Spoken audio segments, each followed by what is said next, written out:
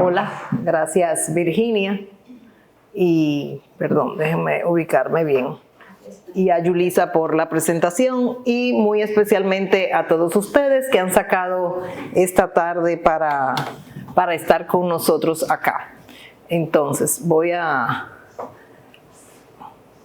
bueno, en el video ustedes vieron un resumen muy resumido, pero muy completo sobre lo que es esta historia, ¿verdad? Como le llaman en el afiche, ¿verdad? La fascinante historia, porque la verdad que cuando emprendimos el trabajo de investigación no imaginábamos como tantas circunstancias a las cuales se les debe que hoy tengamos una industria tan productiva y fructífera.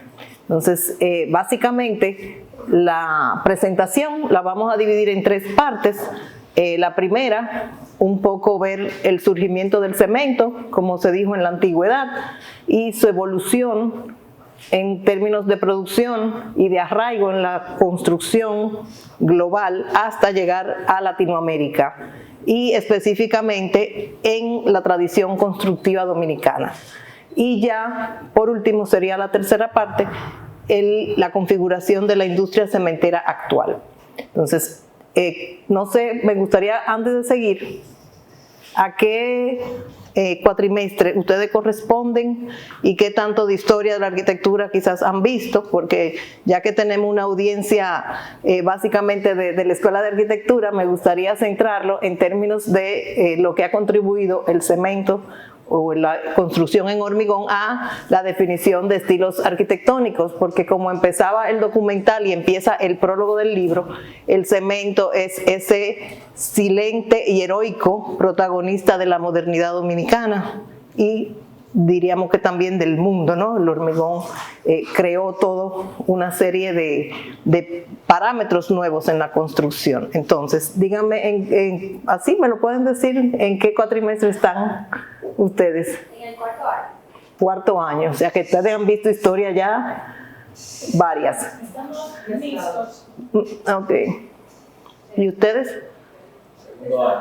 En segundo año, bueno, pero van a tener este repaso que le vamos a dar se va a ir mezclando mucho también con la parte de historia, porque nada ocurre como tal, tanto los hechos propiamente de nuestra profesión, arquitectónicos o que tienen que ver con el patrimonio construido, están muy relacionados a todo lo que es el desenvolvimiento político y económico e incluso social de la sociedad. Entonces, como decían en el video, o lo veían, ¿no? Vamos a darle aquí.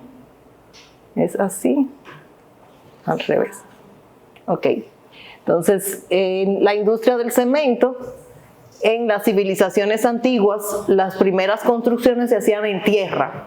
Ya luego empezaron a usar la piedra, pero incluso al principio la piedra la usaban sin morteros o sin argamasa y se iban con el tiempo pues convirtiéndose en monolitos. Y ya más adelante, especialmente con los romanos, aunque hay noticias de que también los fenicios empezaron a usar morteros hidráulicos, o sea, en base de agua, mezcla de cal, de arcilla, cenizas incluso, con agua, y eso le producía un mortero, una argamasa bastante fuerte, que incluso, fíjense que con toda la expansión del Imperio Romano, ahora mismo todavía podemos ver esos monumentos, esas grandes edificaciones, anfiteatros, acueductos, puentes, que decimos cómo llegaron hasta nuestro tiempo con aquellas técnicas constructivas. Pues eso mismo pensaban los científicos y los curiosos, ¿verdad?, de toda esta parte de la construcción más adelante. Y vamos a llamar ese deseo de investigar cómo construían estas civilizaciones antiguas, pues llegó precisamente en ese periodo del siglo XVIII, empezó algunos físicos destacados a seguir investigando sobre lo que era la cal hidráulica o el mortero hidráulico. Le presento este monumento que es la Torre de Smeaton, que es un faro en Inglaterra. Las costas de Inglaterra se caracterizan por su gran vamos a decir, la bravía del mar. Entonces este faro lo hicieron, ¿verdad? No duró mucho tiempo, se hizo aproximadamente hasta cerca de 1800, y ahí se considera que fue el precursor del cemento moderno. Luego, otros científicos, ingenieros, el ingeniero francés Louis Vicat, pues siguió también investigando sobre los cementos modernos, y llegamos a Joseph Abstin, que era un británico, que sí ya siguió mezclando, ¿no?, con las mezclas de cal y arcilla. Entonces se le ocurrió calcinar ese material y obtener un polvo. Y entonces de ahí surge el origen del cemento Portland. ¿Por qué Portland? Porque habían unas piedras en esa localidad de Inglaterra que tiene el color, o sea, el polvo que produjo era muy similar a esas piedras, y por eso le llamó Portland y patentó entonces ese producto.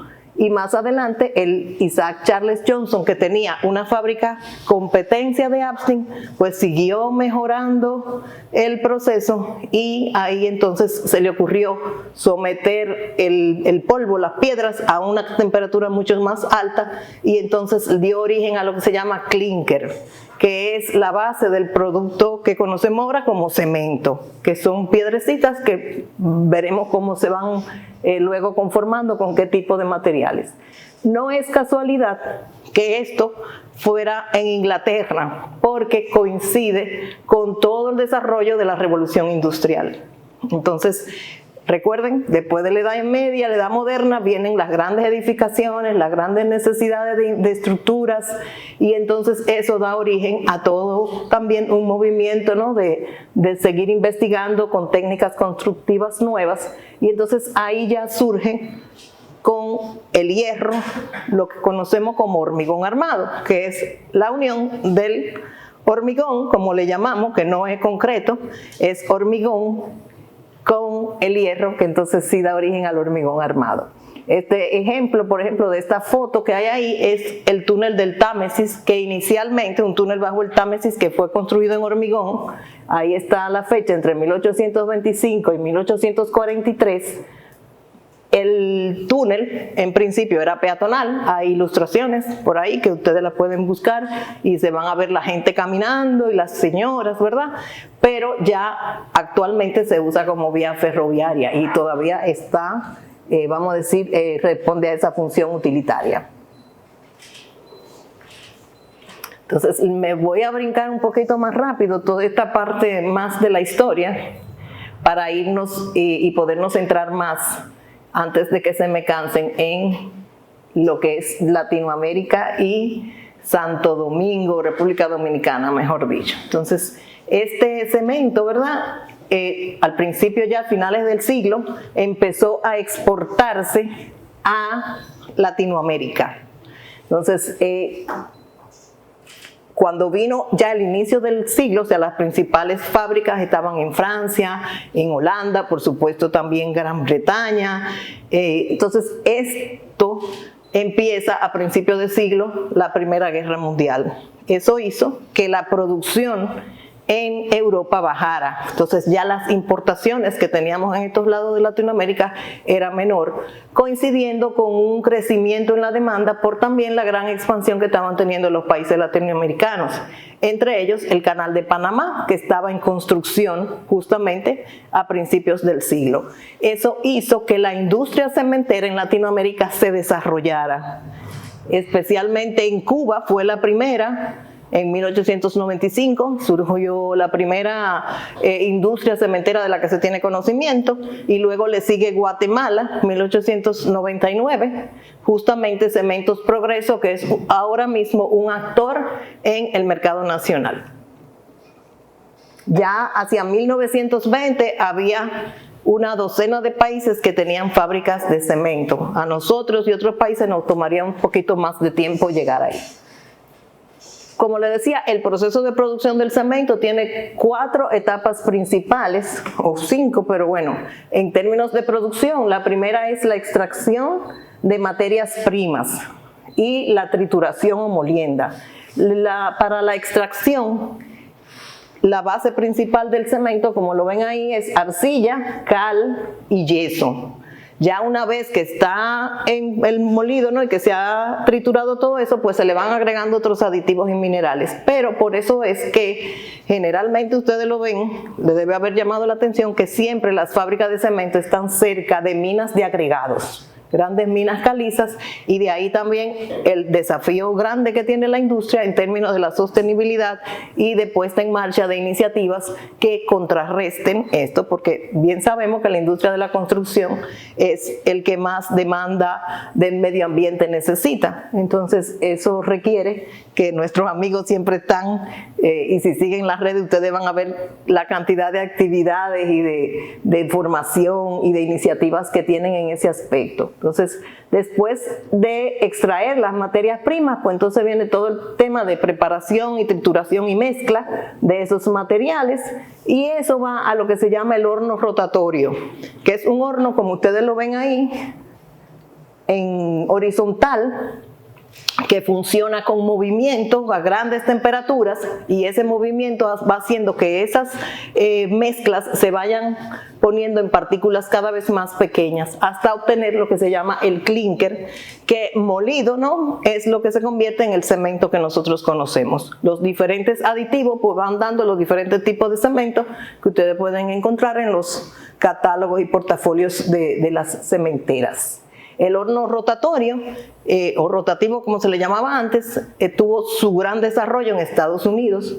La primera fábrica, bueno, esto es lo que ya le dije, estoy yendo rapidito, pero lo que ya le dije, que el canal de Panamá, la construcción, eso es una foto de 1904 de una de las esclusas, tuvo una una demanda enorme de cemento. Estas son las primeras fábricas. Miren, se me había olvidado darle aquí están. Bueno, pero ahí lo van viendo, lo que le contaba, ¿no? Cómo fueron surgiendo. Fíjense ahí que la primera es Cuba, luego Guatemala, le siguió Chile, Brasil, México, y nosotros que ya fue entradito el siglo. Entonces, por supuesto, con el tema de la guerra, pues esas fábricas y empezamos también nosotros a recibir cemento, pues principalmente de Estados Unidos, y del otro era de Francia. Entonces, como decía el video, el cemento empezó a importarse tímidamente a finales del siglo XIX. Las primeras noticias de uso de cemento le encontramos en Santiago, en un piso de cemento pulido que vació el comerciante Manuel de Jesús Tavares, y según cuentan las crónicas de los diarios de esos tiempos, la gente desfilaba para ver aquello. Ese material no era llamaba la atención, por supuesto. Venía en barriles, como también ya lo vieron en el video, barriles de madera, y llegaba a los principales puertos de República Dominicana, que en ese momento eran Santo Domingo, Puerto Plata y San Pedro de Macorís. En 1905 se encuentran entonces noticias ya también en el periódico de una casa que se estaba construyendo frente al Parque Independencia en Hormigón. Y esta casa, o como le llamaban, cemento armado, casa de concreto, estaba siendo construida, dice, por los ingenieros Soler y Andrés Gómez Pintado. Está en el libro de Historia de Arquitectura Dominicana, es la fuente por la que obtuvimos ese dato de Enrique Penso, que es una fuente increíble que tenemos ahí para la arquitectura dominicana. Y coincide que en mis búsquedas en el Archivo General de la Nación encuentro para ese mismo año esta tesis de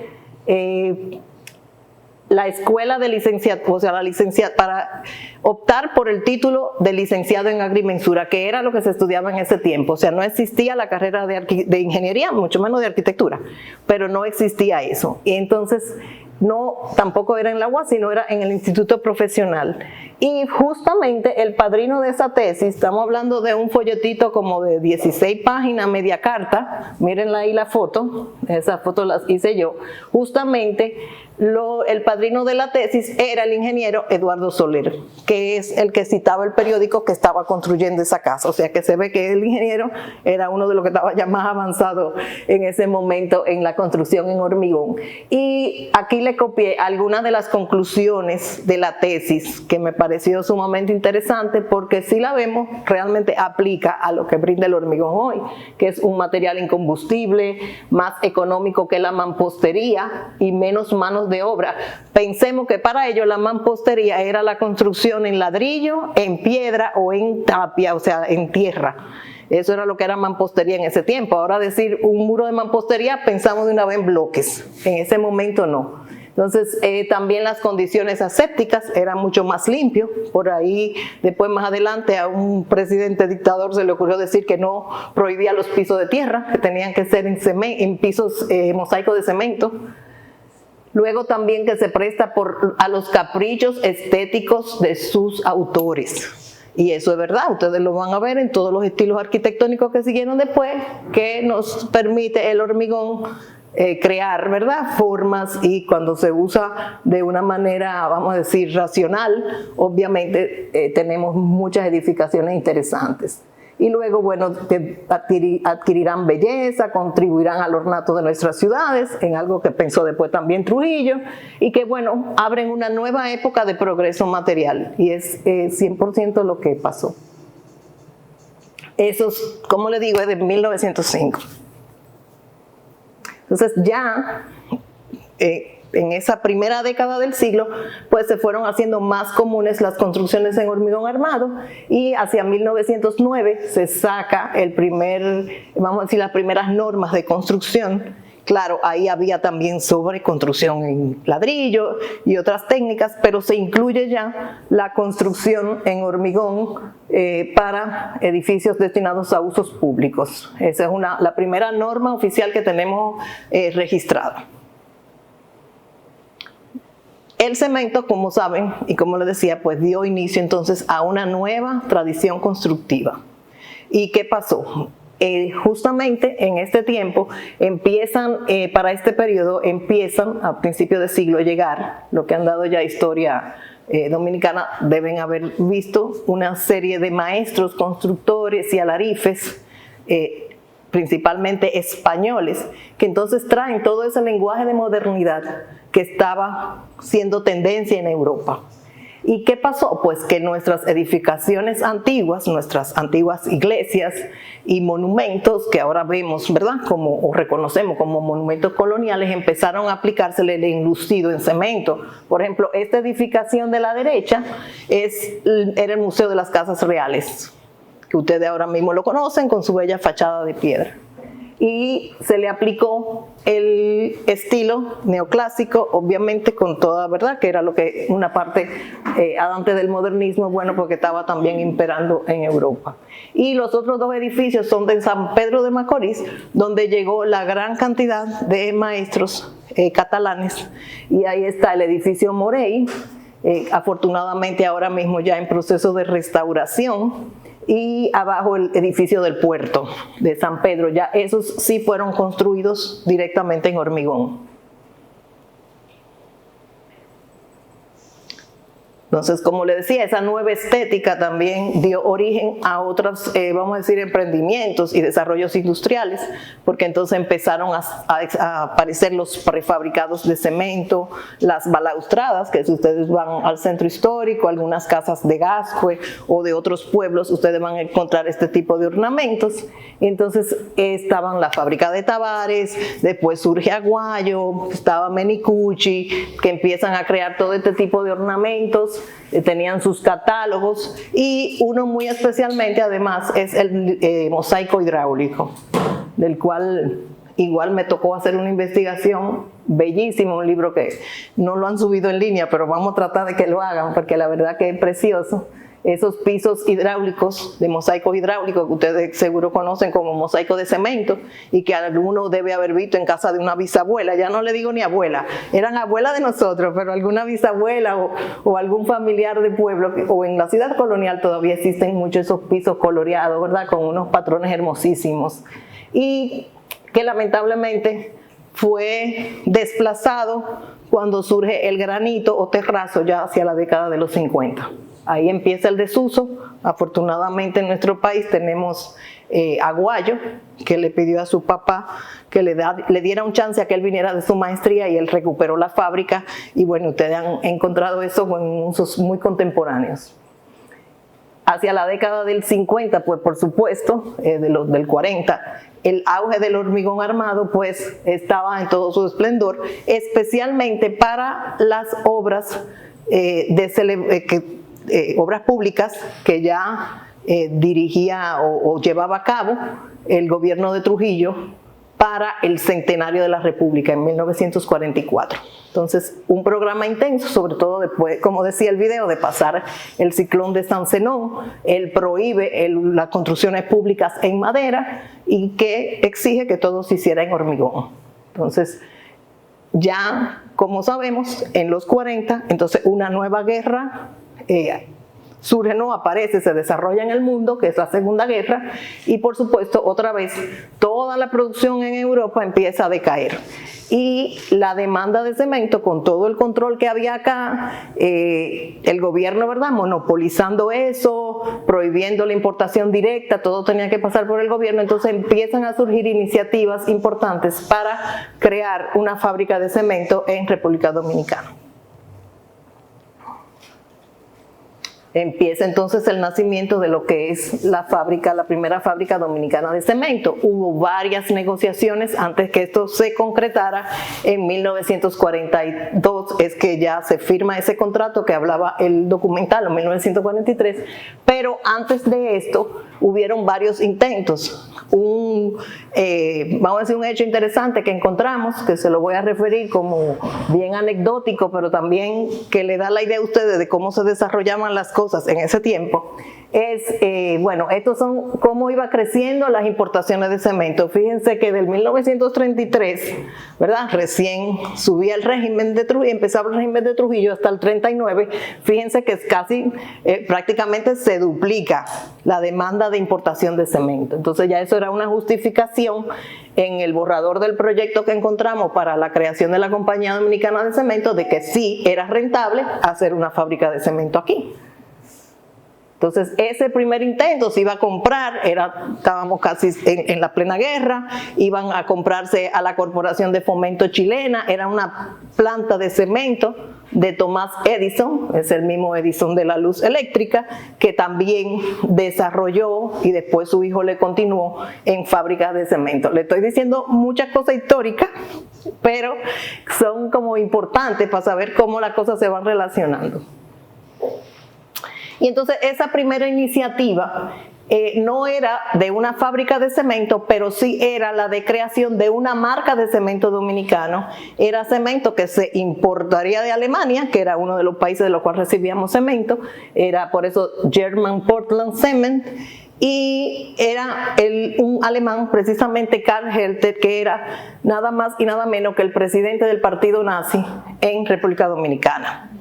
Esa iniciativa, él la presenta, encontramos cartas donde él les refiere ya al secretario de Estado que el presidente Trujillo le había aceptado la marca y él le había presentado esta etiqueta al presidente Trujillo, un borrador de la etiqueta, y el único comentario del presidente era que debía aparecer junto con Colón la imagen de él y junto con la del Faro a Colón, que era el nombre que iba a tener el cemento. O sea, estaba muy bien, pero que esté yo ahí.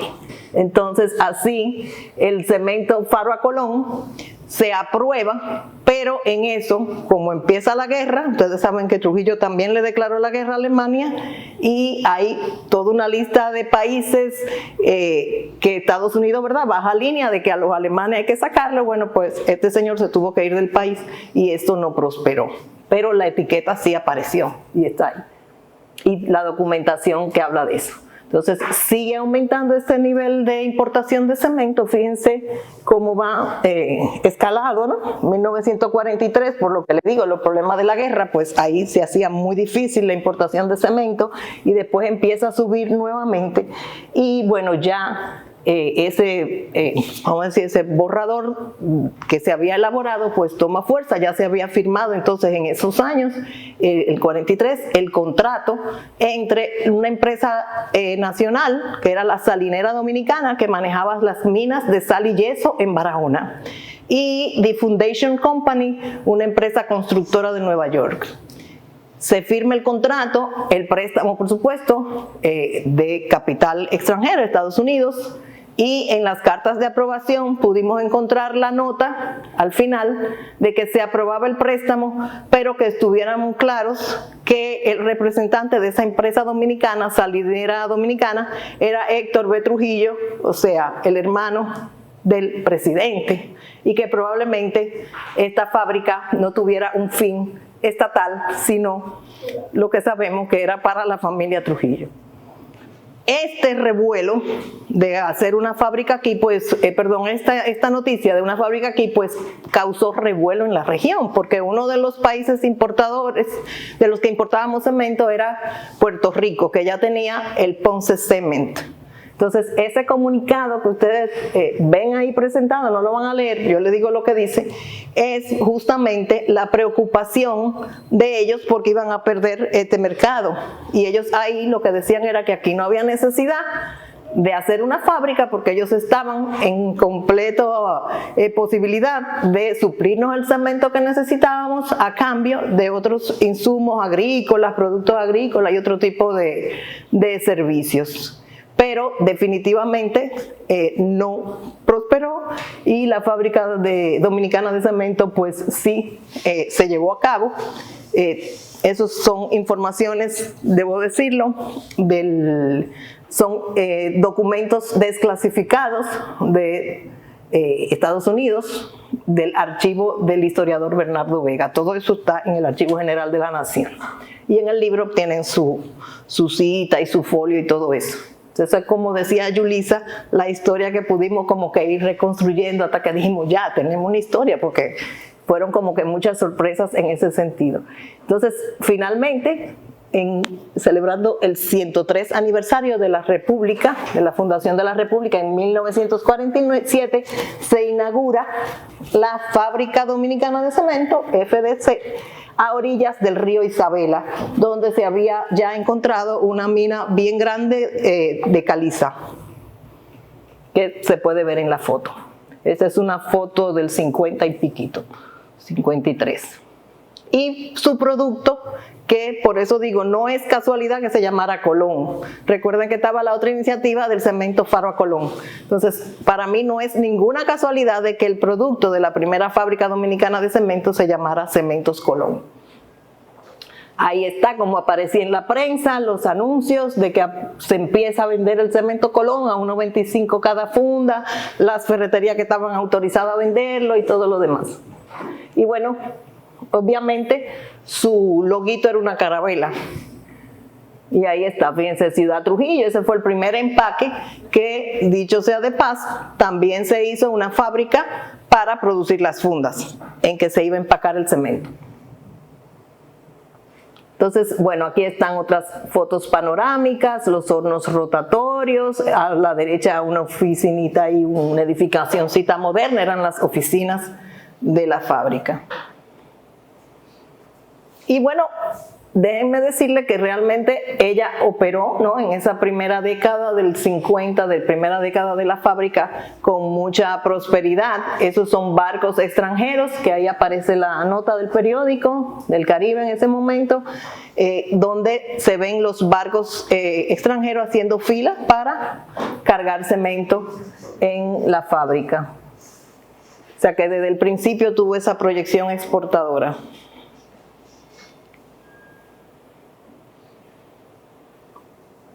Pero bueno, todos sabemos, en el 1961, pues a la caída del régimen, todas las empresas estatales fueron confiscadas y estatizadas. Y la fábrica entonces de cemento pasó a la Corporación de Fomento Industrial. Todas las empresas de la familia Trujillo pasaron a la Corporación de Cemento, perdón, a la Corporación de Fomento.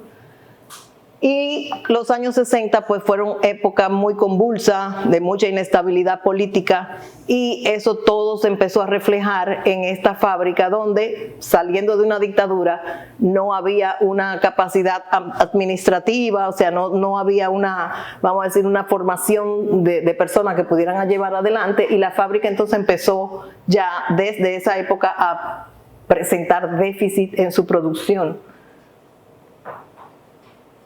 Pero paralelamente, en esos años, entonces también hay todo una corriente, ahí le quise poner esto porque bueno, es parte del estilo y de lo que le hablaba de la creatividad, con Félix Candela en México, empieza Pierluigi Nervi, se empieza La Cáscara a tener su, vamos a decir, su impronta en la arquitectura y en los estilos arquitectónicos. En nuestro país no es que hay muchos ejemplos, pero estos son muy buenos. Aquí vemos el de la iglesia en La Vega, del Agustiniano, y este es un mercado también que está muy bien conservado, pero hay otros que lamentablemente existen y no están bien. Ahí nosotros tenemos una investigación en Arquitecto que es de las hipérboles en República Dominicana, que es bien interesante, hecha por Alex Martínez.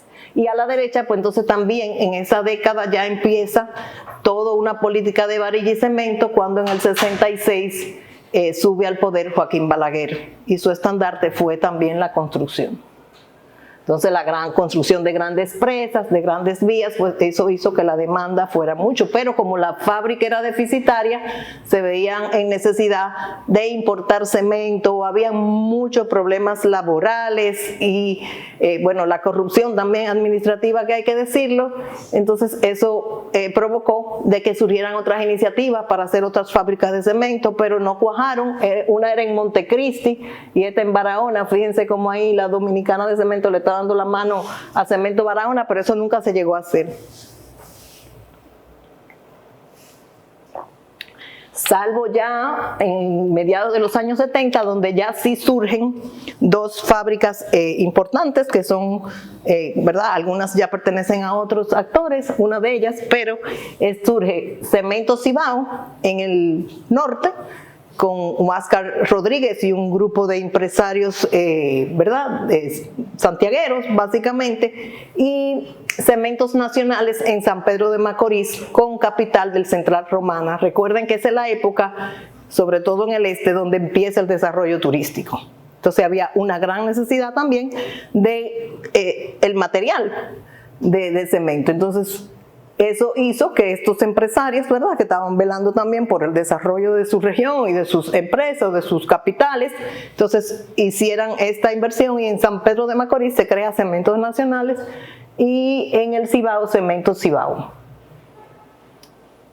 Esa década de los 70, aunque se vio un poquito mermada en los 80, pero sigue el auge constructivo, surgen importantes también obras de arquitectura, donde usan el material del hormigón armado como expresión plástica. Por ejemplo, ahí ven el Huacal y el edificio Juan Pablo Duarte en Santiago, que también pues usan eso, el estilo que vamos a llamar aquí, si vamos a buscar edificios brutalistas, pudiéramos mencionar estos, ¿verdad?, con cierta distancia.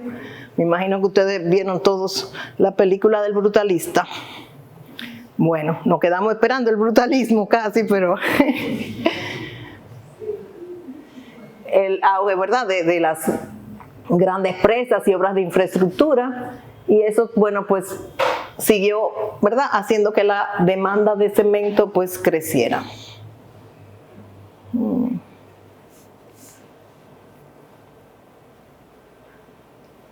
Vamos a pasar, ya estamos casi terminando, no se me cansen. Vamos para acá. Bueno, hablamos de eso, la política de varilla y cemento, la precariedad estatal, habían monopolio, traían cemento importado de China. Yo recuerdo pequeña, un cuento mío, tenía familia de ingenieros y estaban los llamados caras sucias, porque las patanas que salían, la cara sucia era lo que cargaban el cemento.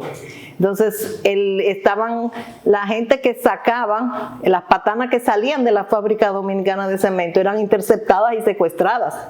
Y eso, ustedes cogen los periódicos de esa época y era solamente lío y pleito. Bueno, aquí está la foto de Cemento Cibao, de la planta o en sus orígenes. Ahora verán qué linda está, pero bueno, eso era antes. Esa fue la primera patana de cemento. Miren ahí a los directivos, ¿verdad? Orgullosos de su carga. Y también pueden ver arriba, ¿verdad? Los obreros sin ningún EPA, nada de protección ni nada de eso había. Cementos nacionales en San Pedro de Macorís también son fotos, las vicisitudes de lo que le decía. Llegó un momento incluso en los años 80 donde se militarizó la fábrica dominicana de cemento, fue secuestrada por los obreros en demanda, ¿verdad?, de mejores beneficios laborales. Y todo eso, bueno, eran las noticias de los periódicos.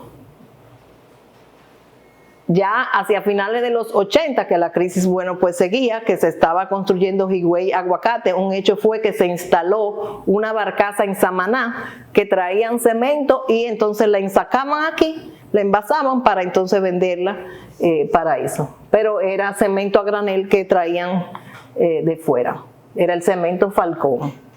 Y bueno, ustedes ven ahí a Diego de Moya, que fue mucho tiempo de la Asociación de la Cámara Dominicana de la Construcción, y los directores de la época hablando. Entonces, bueno, ya entrado en los años 90, empieza todo un movimiento global y la política neoliberal, donde básicamente consisten en que el Estado empieza a desprenderse de las empresas estatales.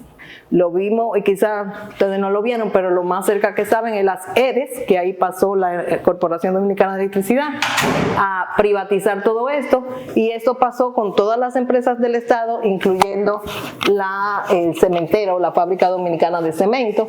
También la ciudad se había expandido mucho, la expansión urbana, ya la fábrica de cemento quedaba prácticamente dentro de la ciudad, con todos los problemas ambientales. En los 90 también es que se empieza a hablar de sostenibilidad y de medio ambiente. Entonces eso causó, ¿no?, que la Fábrica Dominicana de Cemento, bueno, además del cierre, entonces fuera comprada por otro grupo nacional. Entonces esa área donde estaba la Fábrica Dominicana de Cemento se usó para desarrollos urbanos. Este es el famoso conjunto urbano del Hoyo de Chulín, que era una de las zonas que más sufría el tema de la cementera. Y para finales entonces del siglo XX terminamos con el capital extranjero invirtiendo ya en el sector cementero. Empieza con la compra de la Fábrica Dominicana de Cemento, que entonces pasa a llamarse Cementos Colón por el grupo Holcim, que era un grupo muy fuerte, con cierto porcentaje también de capital extranjero, entre ellos el grupo Corripio, y Cementos Nacionales entonces es vendido a Cementos Mexicanos o Cemex, que era uno de los más importantes de Latinoamérica en ese momento. Entonces, el siglo XX cierra con esas grandes inversiones y las multinacionales acá.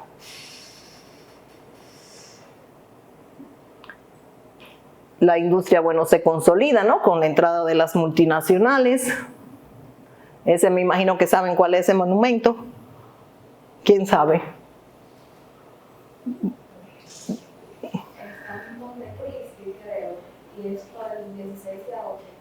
Ajá, el monumento a Capotillo del arquitecto Rafael Calventi. Quizá para mí uno de las mejores obras en hormigón y uno de los monumentos. Busquen más fotografía y eso, porque la verdad que es una preciosidad. Ese se hizo a finales de los años 80. Y bueno, ya llegamos a la actualidad. También el video le dio una buena idea y vamos a abundar mucho para que nos puedan hacer algunas preguntas. Son 6 fábricas actualmente que tenemos de cemento. Está Cemento Cibao, Cemento Santo Domingo en el sur, Argos también en el sur, San Cristóbal un poquito más cerca, Cementos Progreso, que fue recientemente al cierre de la edición Cemex vendió sus acciones al grupo de Cementos Progreso, que acuérdense que le dije, actor de Guatemala, fue la segunda fábrica en Latinoamérica en 1899 que surgió en Guatemala. Y entonces Cementos Progreso, Cementos Panam del grupo Estrella y Domicem, que está también en San Cristóbal. Como ustedes ven en el mapa, prácticamente las fábricas de cemento pues pueden cubrir todo ese territorio nacional. Y no solamente pues tenemos suficiente cemento para abastecer la demanda nacional, sino que también se exporta un 20%, aunque la capacidad instalada es de casi 12.000 toneladas métricas, 12 millones, perdón. La producción anda sobre los 8, cerca de los 8 millones, y de eso se exporta un 20, lo cual nos pone, bueno, ahí está la producción de cemento en los últimos años. Toda esta información, si quieren consultarla, pues más, está en el libro, ¿no?, más detallada, y eso sí nos coloca en uno de los principales exportadores, el principal exportador de la región de Centroamérica y del Caribe, perdón, Centroamérica y del Caribe. Y aquí tenemos entonces fotografías panorámicas del estado actual de las fábricas. El Cibao, Progreso, Domicem en Asua, perdón, en San Cristóbal, en Palenque, San Cristóbal, Panam, que está en San Pedro de Macorís también, Argos, que también está en Atillo, en San Cristóbal, bueno, tengo que repasarlo, y Santo Domingo, Cemento Santo Domingo, que sí es en Aso y es del grupo Avicor. Si Avi le suena algo, ya ustedes saben. Y bueno, gracias. Yo espero que no se me hayan aburrido y un montón de datos históricos, pero la verdad es que esto, conocer todo esto es lo que nos hace quizás tenerle más aprecio a lo que hemos llegado dentro de esta industria. Y siempre termino y me gusta decir que con esta investigación no solamente, bueno, pues podemos documentar todos estos hechos que hicieron posible el que nosotros tengamos pues una industria tan estable y sólida como la tenemos ahora, sino que también reconocemos, como ustedes han oído algunos nombres acá, todos esos visionarios y personas pues que trabajaron por eso que creían que podía ser posible y que realmente fue posible. Entonces, en la puesta en circulación se le hizo un reconocimiento a esas personas que trabajaron para que esta industria hoy sea lo que es. Así que muchísimas gracias por su atención. Yo quisiera que me hagan alguna pregunta o un comentario.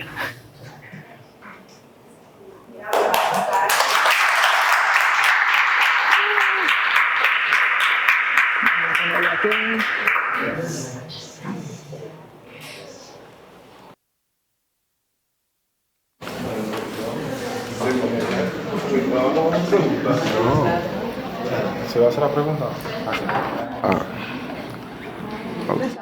Yo tengo una pregunta. Ya voy a tu pregunta. Ok. Bueno, mi pregunta era, como que, ¿qué los diferencia de otros productores de cemento a ustedes? A nivel nacional. ¿Qué? A nivel nacional. De cemento. Ajá. Bueno, mira, la producción, el producto de cemento tiene, vamos a decir que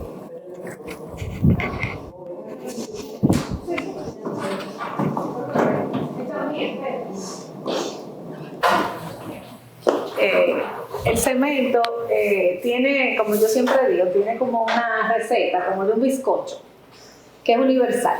Y Carmen lo explicaba muy bien cuando hablaba de que hay una materia prima que es extraída de la tierra, que es arcilla, caliza, yeso, hay incluso otros componentes minerales que también se le agregan al cemento, pero básicamente sin arcilla, sin caliza y sin yeso no hay cemento.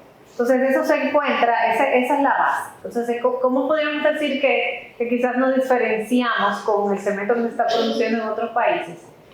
Nosotros hemos hecho estudios de la calidad de la materia prima que hay en República Dominicana. O sea, nuestra caliza, nuestros materiales no metálicos con los cuales se fabrica el cemento tienen una calidad y tienen unos componentes químicos propios, naturales, que ayudan a que el cemento que se produce en República Dominicana tenga una calidad tal que pueda ser incluso colocado fácilmente en otros mercados. O sea, buscan el cemento dominicano por su resistencia, por los componentes, y mucho de eso viene dado precisamente por la calidad que tiene la materia prima que sale de nuestro suelo.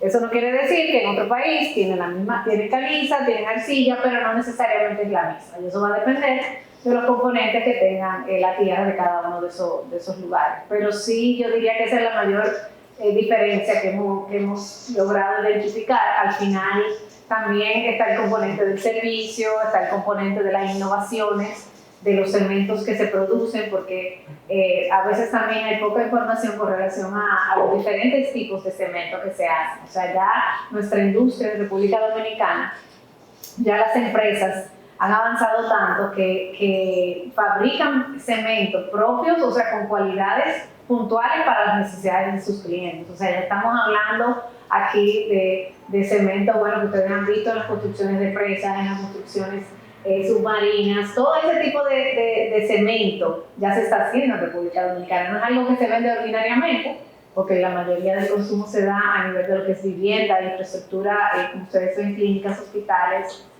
aulas. Pero sí nosotros hemos logrado una industria con visión y muy adaptada a la modernidad que se está dando en otros mercados, y yo diría que eso es lo que más nos pudiera diferenciar. A ver.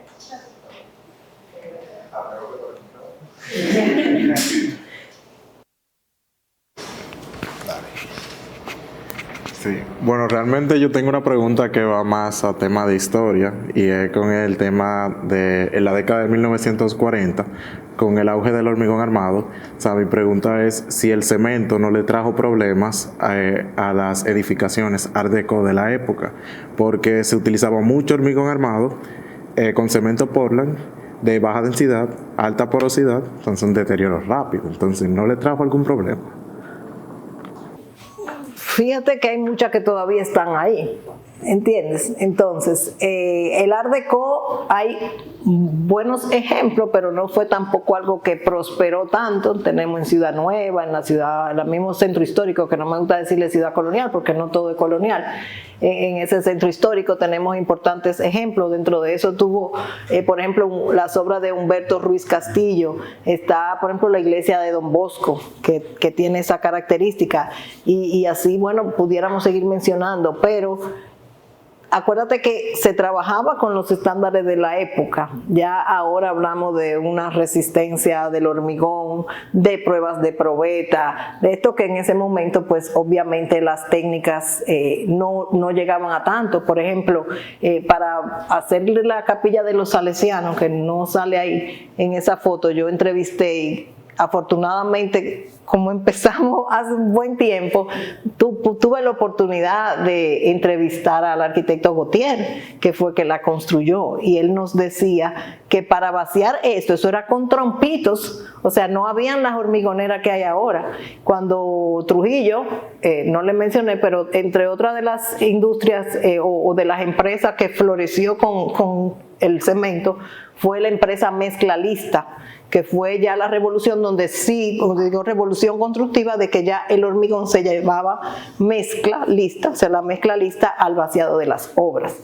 Entonces, posiblemente ahora se le pase, por eso es tan importante lo que se está haciendo ahora con el tema de las normas constructivas de inspección y de seguridad, principalmente de las obras públicas, pero de todo, porque son edificaciones muy antiguas y posiblemente si le pasamos el código ahora, no van a pasar muchas, aunque siempre decimos que ese hormigón de antes, eso era fuerte. Yo llegué a vivir en una vivienda en la ciudad colonial y hacer un hoyo ahí en taladro era el lío, ¿verdad?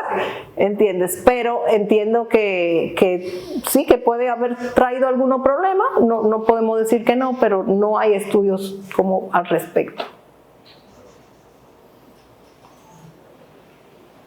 ¿Alguien más por este lado? ¿O no les pareció interesante? ¿Lo entendieron todo? Ya no sé. Vamos a ver. No, no.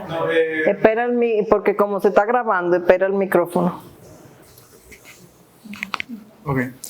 Bueno, no es tanto una pregunta, sino un comentario que me pareció interesante. Nosotros vimos más o menos la evolución de cómo fuimos utilizando técnicas de hormigón y de cemento, pero a la par de la revolución industrial también se empezó a utilizar mucho en la construcción el uso de las vigas de acero, lo cual permitieron como que cambiar muy totalmente el estilo de arquitectura, del espacio, los lugares, ya que permitía pues un sinfín de cosas que sin eso pues era muy complicado. Entonces no es tanto una pregunta, sino más bien algo que me pareció curioso, como tanto el cemento como las estructuras a base de acero pudieron hacer ese cambio. No, 100%, y si nos vamos ahora, el acero está cada vez teniendo también mayor auge con todas sus ventajas, y vemos también las combinaciones de las estructuras de acero con los vaciados de hormigón, y bueno, eso es parte como de ¿verdad? De la evolución y de la técnica. Fíjate que aquí en los años 60 fue que se creó la primera industria metalúrgica, que fue Metal Dome, ¿verdad? A mí me tocó también hacerle la historia de Metal Dome, entonces bueno, como que la fortuna me ha puesto a eso, y realmente fue muy interesante porque fue una industria muy avanzada. Ahora mismo, después ya que terminamos ese trabajo de investigación, ahí fue que la vendieron a Gerdau Metal Dome, que es una empresa también sumamente multinacional y grande, y ahora volvió a hacer Metal Dome solamente, y ellos, bueno, su tren de laminación, producían los lingotes para hacer la laminación, que es lo que hacen las vigas de acero, las varillas, ahora tienen los estribos, o sea, que en esa área también, a la par que el hormigón, bueno, por eso decimos que el hormigón armado, pues tiene como que esa magia, son dos industrias que van muy de la mano. ¿Qué se importaba el acero? El acero ellos importaban, ellos al principio la traían, después instalaron el horno de laminación, que era donde ya las barras la traían, entonces ya en unos hornos gigantes. Yo tuve la suerte también de conocer un poco de eso porque tenía unos tíos, y cuando me gradué me pusieron ahí a trabajar, a dibujar, y yo no le quiero contar lo que eran esos planos. Yo salí corriendo a los 8 meses porque eso era perno, y todas esas maquinarias que venían tenían que instalarse exactamente en todas esas bases de hormigón, y era con una precisión milimétrica, ¿entiendes? Entonces eran obras civiles muy grandes, mucho hormigón, para después instalar todas esas fábricas, pero ha sido una industria muy próspera también aquí, y eso fue justamente después que murió Trujillo, o sea, ya en los 60 y pico, bueno, y quien empezó eso fue la familia Vicini.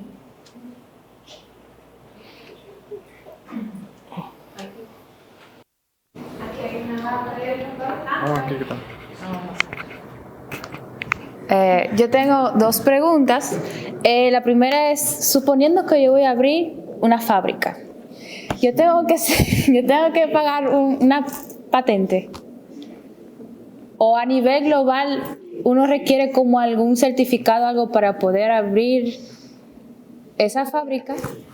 Buena pregunta, porque nos permite comentar algo que no lo habíamos comentado, y es lo primero, que tú tienes que tener mucho dinero, o sea, por eso nada más hay 6 fábricas, o sea, ustedes encuentran fábricas de bloque en todos los barrios y eso, ¿verdad? Claro, de calidad así y así, pero es muy costoso la instalación de una planta de cemento por todo lo que exige y por todas esas ustedes no sé si se prestaron atención cuando estaba el video donde decía los millones de dólares que era instalar cada una de esas plantas. Y la fábrica dominicana de cemento, por ejemplo, el contrato inicial era de $1.600.000. En ese tiempo el dólar estaba a la par del peso dominicano, y decía que era el doble de lo que se había hecho el primer proyecto del año 1937. Entonces, en ese sentido, las inversiones son muy grandes. Ahora, para patentar, solamente se patentan los productos nuevos. Ya el cemento Portland es un producto patentado, como vimos, la primera patente la hizo John Absdin en Inglaterra, ¿verdad? Entonces, realmente creo que no. Ahora, las fábricas están en constante evolución. Por ejemplo, hay un cemento verde, el green, y todo eso que mencionaba Yulisa de cementos especiales, pues eso sí, cada fábrica tiene sus laboratorios. Eso es algo que también con la llegada de las multinacionales, pues pudo, bueno, no de las multinacionales, de cementos nacionales, Oyer Castro fue uno de los que instaló junto con la planta un laboratorio para hacer las pruebas de calidad, pero también para esa continua innovación y mejorar los productos. Y había otra parte de la pregunta. Que trata de que si hay algunas tendencias de desarrollo, porque nosotros como estudiantes obviamente investigamos nuevas tendencias y vemos, por ejemplo, que en otros países están probando lo que es el hormigón que se sana solo. Hay otros que, por ejemplo, tienen agregados plásticos para varios beneficios, monitorear lo que es la estructura aporticada, por ejemplo. Entonces quería preguntar si hay como alguna tendencia, algún desarrollo que nosotros podemos incluir en nuestros proyectos. Bueno, sí, nosotros como industria estamos al tanto de lo que está sucediendo a nivel internacional. El tema depende mayormente de las condiciones que te presta el país para desarrollar ese tipo de productos. ¿Por qué? Porque no necesariamente tú tienes un mercado para el producto. Por ejemplo, tú pones ese ejemplo muy bueno. Hay un hormigón que se está tratando de impulsar aquí, que es un hormigón, déjame ver si recuerdo cómo se llama. Bueno, es filtra. Ese hormigón tú lo pones y filtra el agua así por debajo. Y eso se utiliza muchísimo para evitar inundaciones, para pavimentos. Ajá. Y no necesariamente en República Dominicana, por ejemplo, existe en este momento. Ustedes ven que todo lo que se produce y todo lo que se comercializa en determinado país, y República Dominicana no es ajeno a eso, necesita de normativas, necesita de marcos jurídicos, de estructuras que permitan que las empresas puedan desarrollar ese tipo de productos nuevos. Entonces, todavía aquí, fíjense que recientemente, y bueno, y tú lo mencionabas, se actualizó el Código de Construcción. O sea, y te pongo un ejemplo, nosotros hemos estado tratando de impulsar desde hace muchos años, básicamente por un tema de seguir reduciendo el impacto ambiental con el tema del consumo de materias primas, ¿verdad? Que sabemos que se extraen de la tierra y que eso tiene necesariamente un impacto al medio ambiente. Para poder sustituir un poco de esa mezcla, para decirlo muy llanamente, que utilizamos para fabricar cemento, en otros países ya se está utilizando, por ejemplo, ese material que sale de la demolición de las casas, de las obras que no se utilizan, que es concreto, eso es cemento, de verdad. El cemento reciclado, poderlo integrar de nuevo a lo que es el concreto, el hormigón y también una parte a lo que es la producción de cemento. Sí. Y tenemos que, ¿cómo le digo? Hay que avanzar, seguir avanzando. 6 años tratando hemos buscado las normas internacionales, ya están redactadas, pero tiene que haber un cambio de mindset, un cambio de mercado, porque incluso hasta los mismos constructores, y ustedes, bueno, que son la generación futura, hasta los mismos constructores de esta época dicen, ¡ay! Un cemento mezclado con un cemento viejo, o sea, es una cosa, un cambio cultural que hay que darse. Pero sí estamos al tanto de eso. Si se abren las posibilidades y el país, ¿verdad?, impulsa ese tipo de cosas, yo estoy segura que la industria cementera va a responder a corto. Claro. Acá. Y qué bueno que tengan esas inquietudes ustedes. Claro.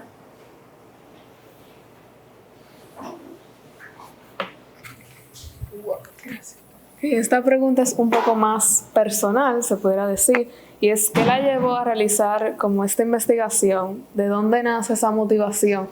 Como había dicho que tenía tiempo y veo que fue en búsqueda de archivos, sé que es un proceso que lleva mucho, que requiere de mucho tiempo y esfuerzo. O sea, quería ver cómo... El proyecto surge fácilmente por un encargo de esta señora.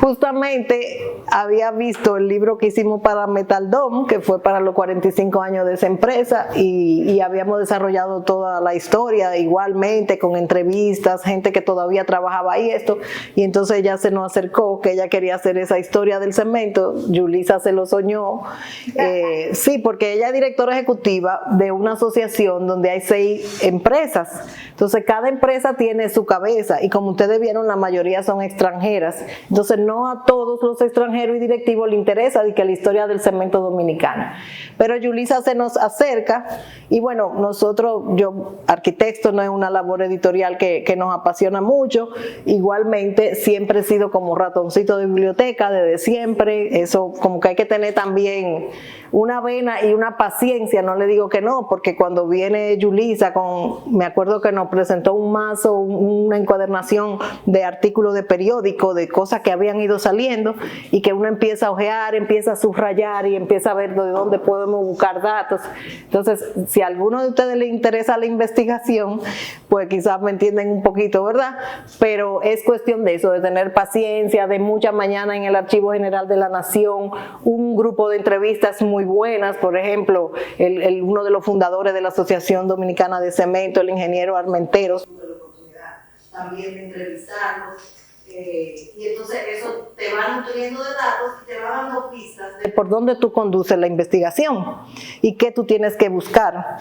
Y bueno, pues por ahí se va. Pero básicamente también, hasta que, como yo le dije un día a Yulisa, con el primer borrador, ya tenemos una historia, porque al principio tú dices, ¿qué historia voy a hacer de este? Es como que tú te vas a inventar un cuento, o sea, no puedo inventar, porque todo esto tiene que estar sustentado en datos y citas, entonces como que, ¿verdad? Para que sea realmente una investigación científica y que pensar que lo que estamos poniendo ahí quizá le sirve a otro de base para que un día le enriquezca y todo eso. Entonces hay que ser como muy fiel a los datos.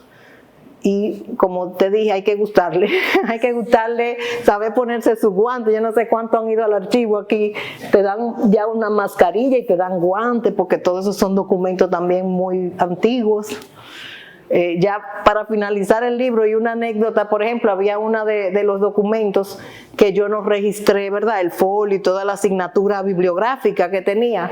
Y bueno, ya terminando el libro había que poner todas esas citas. Y me tocó entonces volver al archivo después de todos estos años a buscarlo, señores. Y entonces de esa colección del señor Vega, de Bernardo Vega, me traían los paquetes de cajas amarrados así con cordón y cosas, y eso era busca y busca y busca. Y para no cansarle el cuento, después de 3 días, en la última caja fue que yo encontré el documento.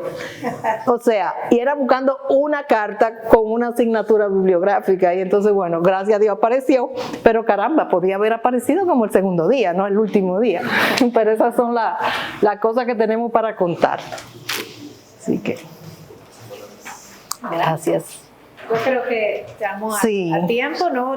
Muchísimas gracias por sus preguntas y sus comentarios, claro que sí. Agradecerle que estén aquí, que bueno, que traten de tener cierta curiosidad mayor sobre la industria del cemento, del acero, sobre el sector en el que ustedes pretenden desenvolverse, porque hay mucha historia, hay mucho trabajo detrás, mucho esfuerzo, y nosotros como dominicanos tenemos que sentirnos muy orgullosos de la industria que tenemos, cualquiera que sea el producto que se fabrique. Definitivamente. Así que gracias, y a la orden a docente, sí, como dice todo el mundo, síguenos en las redes. Exacto. Y en Arquitecto, ya que estamos en eso, tenemos podcast, tenemos blog, tenemos todo. Síganos, digo, estos son chicos míos, todos los de la Pucamaima. Claro. Así que muchísimas gracias. Gracias a ustedes.